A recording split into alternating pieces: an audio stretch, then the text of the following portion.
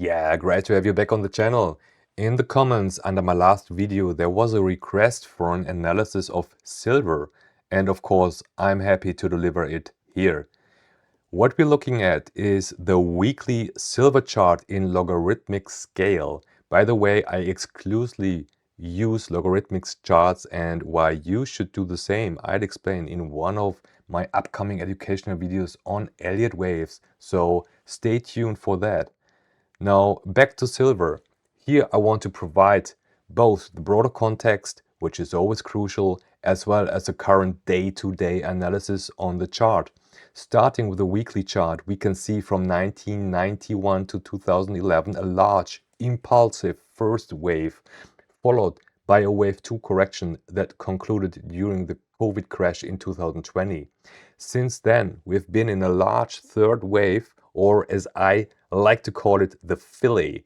More precisely, we are currently in wave 3 of 3, which is especially impulsive, and that's exactly what we are observing in the price action right now. A very strong performance that, in my view, is far from over. At the top, we see a target projection for this overarching wave 3 lying north of the $300 mark. At present, silver is trading around $65, which means there is plenty of potential for further price increases over the next month to come.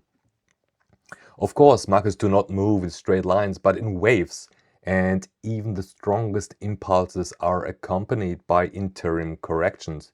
To determine when we might expect such a correction, let's zoom into the smaller time frame.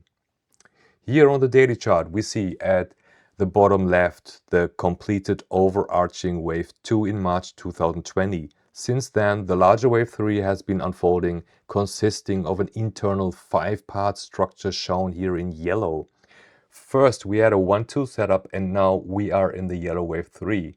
To answer the earlier question of when we might face an interim correction, we'll define the target zone of this yellow wave 3 using Fibonacci extension levels. What these are and how to use them, I'll explain in one of the upcoming videos. For now, we draw the Fib extensions and see the typical levels that a third wave tends to reach. Most importantly, the 1.382, the 1.618 and the 2 extensions. These mathematically derived levels are common targets within a third wave.